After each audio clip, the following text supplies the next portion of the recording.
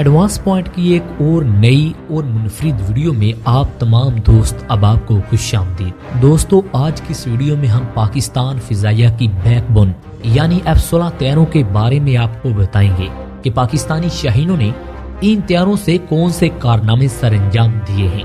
آج کی اس مختصر ویڈیو میں ہم صرف روسی طیاروں کے بارے میں بتا سکیں گے جو پاکستان نے F-16 طیاروں کے ساتھ تباہ کیے ہیں۔ دوستو، مئی 1986 کی بات ہے جب روس اور افغان فضائیہ نے مشترکہ کارروائی کرتے ہوئے افغانستان کے ہی ایک شہر پنجشیر پر فضائی حملہ کیا۔ پنجشیر کی یہ وادی اس وقت مجاہدین کے قبضے میں تھی۔ اس کے ساتھ ساتھ انہوں نے پاکستان کی سرحد کی طرف بھی گولہ باری کی اور کئی جگہوں پر بم پھینکی۔ اس کے بعد روس کے طیارے پاکستان کی حدود میں داخل ہوئے تو ایئر کنٹرولر کی طرف سے اطلاع دی گئی، جس کے بعد اسکواڈن لیڈر حمید قادری اور محمد یوسف نے F-16 طیارے فضا میں بلند کیے۔ اس وقت روس کے طیارے پاکستان کی حدود کے اندر کافی آ چکے تھے، ذرائع کے مطابق 16 کلومیٹر اندر آ چکے تھے۔ ان کو کاؤنٹر کرنے کے لیے دونوں شاہین اپنے طیاروں کے ساتھ آگے بڑھے۔ اسکواڈن لیڈر قادری نے ایک روسی طیارے کو کاؤنٹر کر کے اس پر میزائل فائر کیا، لیکن وہ میزائل طیارے کے قریب سے گزر گیا۔ اس کے بعد قادری نے دوبارہ اس کا پیچھا کیا اور اس وقت وہ طیارہ گھوم کر واپس جا رہا تھا۔ قادری نے اس پر میزائل فائر کر دیا، جس کے نتیجے میں وہ طیارہ گر کر تباہ ہو گیا۔ یہ طیارہ Su-22 تھا۔ روس نے اس طیارے کے حادثے کو کنفرم کرنے کے لیے رابطہ کیا۔ جب یہ یقین ہو گیا کہ پاکستانی شاہین نے روسی طیارہ مار گرایا ہے تو روس نے اس وقت اپنی پالیسی تبدیل کر لی اور پاکستانی بارڈر کے قریب سارے آپریشن بند کر دیے۔ اس کو یہ خدشہ تھا مزید کوئی طیارہ نہ مار گرایا جائے، لیکن کچھ دنوں کی خاموشی کے بعد پھر اسے جوش آیا اور روسی طیاروں نے زیارت والی سائڈ سے پھر پاکستانی حدود کی خلاف ورزی کرتے ہوئے اندر داخل ہونے کی کوشش کی۔ اس خلاف ورزی میں نہ صرف روسی طیارے بلکہ افغانی طیارے بھی تھے، اس لیے پاک فضائیہ نے اسکواڈن نمبر 19 کو ان طیاروں کو روکنے کے لیے حکم دیا۔ پاکستانی طیارے واپسی پر ان کو مجبور کرتے رہے اور وارننگ دیتے رہے۔ اس کے باوجود روسی طیارے اور افغانی طیارے پاکستان کی حدود کی خلاف ورزیاں کرتے رہے۔ اس کی وجہ یہ تھی کہ مجاہدین کی طرف سے بھی مقابلہ شروع کیا جا چکا تھا اور یہ طیارے پاکستان کی حدود میں داخل ہونے لگے تھے۔ روس نے منگواڑے اور کیری منگل جیسے علاقوں میں کارروائی کو تیز کر دیا۔ روس سمجھ رہا تھا کہ یہ علاقے مجاہدین کے لیے امداد کا ذریعہ ہیں۔ ان رستوں سے مجاہدین کو مدد فراہم کی جا رہی ہے، ان کی مالی معاونت جاری ہے، اس لیے روس نے ان رستوں کو بند کرنے کے لیے کارروائی جاری رکھی۔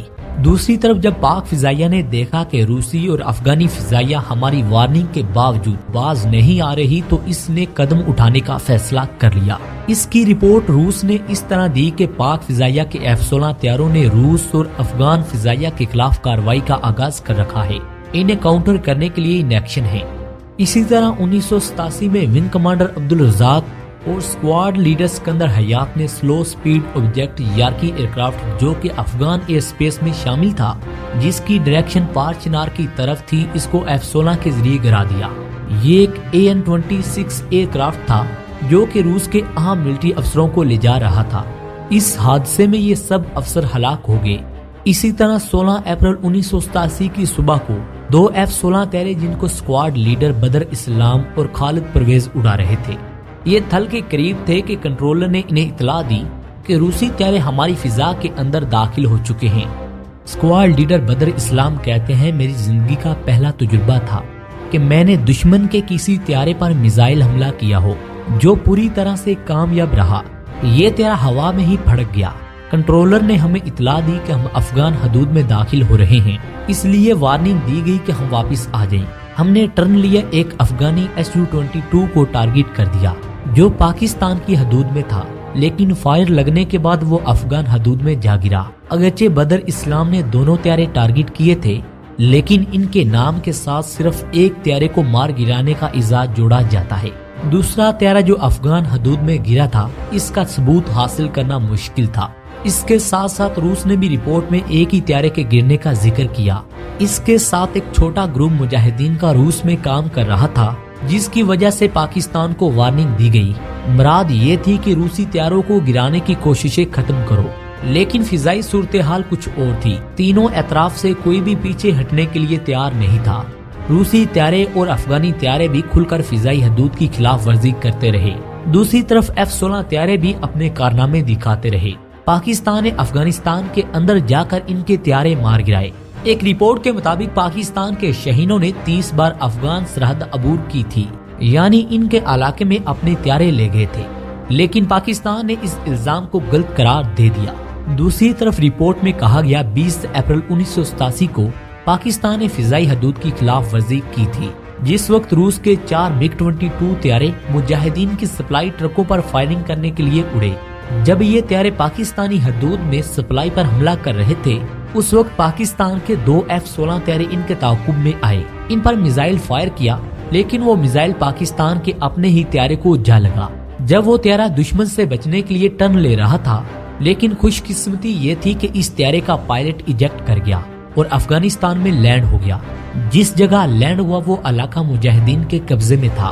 مجاہدین نے نہ صرف اس کو پاکستان بھجوا دیا، بلکہ اس طیارے کا ملبہ بھی پاکستان کو دے دیا۔ دوستو، روس اس انتظار میں تھا کہ کسی طرح پاکستان کا پائلٹ یا وہ طیارہ ہاتھ میں لگے، ہم دنیا کو دکھا سکیں، لیکن ایسا نہ ہو سکا۔ دوسری اہم بات یہ ہے کہ یہ طیارہ جو میزائل لگنے سے تباہ ہوا، یہ اپنے لیڈر سے آگے کیوں نکل گیا تھا، اس بات کا جواب آج تک نہیں مل سکا۔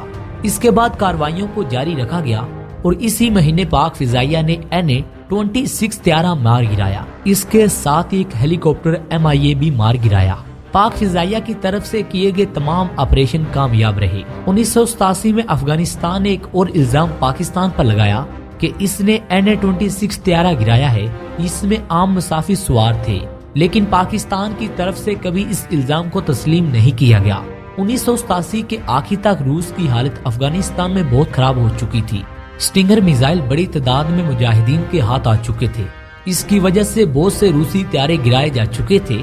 روس کی کوشش تھی کہ مجاہدین کو ملنے والی سپلائی کو روکا جائے، لیکن اس میں روس ناکام رہا، کیونکہ افغانستان کے علاقے پہاڑی تھے، روس ان تک رسائی حاصل نہ کر سکا، جس کی وجہ سے اس کو بہت بڑا نقصان پہنچا۔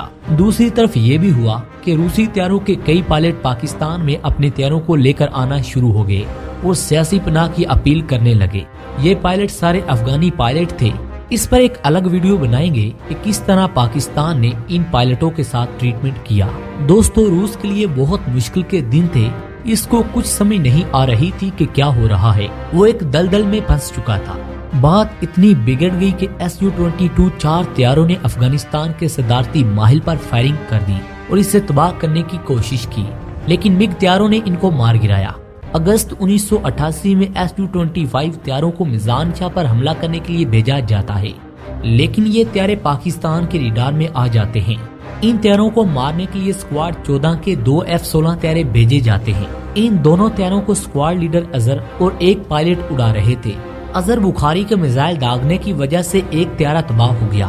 اس طیارے کو روس کے کرنل ایکسیڈنٹ اڑا رہے تھے، لیکن وہ میزائل لگنے کے فوراً بعد ایجیکٹ ہو گئے۔ یہ طیارہ 2 حصوں میں تبدیل ہو گیا۔ جب اس طیارے کے ملبے کو دوسرے دن سرچ کیا گیا تو اس کا کاکپٹ خالی نکلا، جس سے اس پائلٹ کی تلاش شروع ہو گئی جو اس طیارے کو اڑا رہا تھا۔ لیکن دوسری ہی شام کچھ لوگوں نے کرنل کو پکڑ لیا اور اس سے فوج کے حوالے کر دیا۔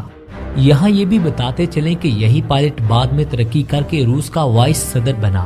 12 ستمبر کو 2 F-16 طیارے، جن میں اسکواڈرن لیڈر انوار اور خالد موجود تھے، روسی طیاروں کو کاؤنٹر کرنے کے لیے جاتے ہیں۔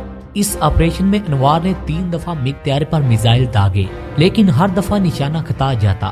لیکن دوستو، چوتھا میزائل اس طیارے کو جا لگا۔ اس آپریشن میں خالد نے 2 روسی طیارے مار گرائے۔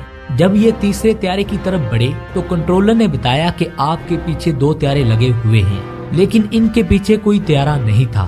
جب انہوں نے کنٹرولر کے پیغام کے مطابق اس طرف توجہ کی تو یہ کنٹرولر کی بڑی غلطی ثابت ہوئی۔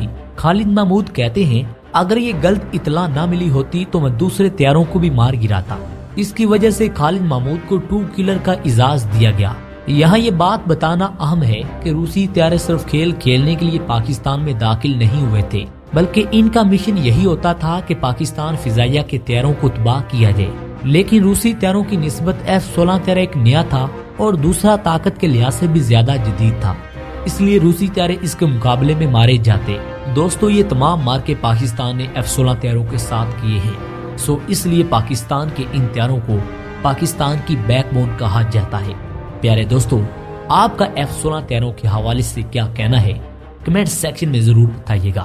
اگلی ویڈیو تک اپنے میزبان ڈاکٹر علی کو اجازت دیں۔ پاکستان زندہ باد۔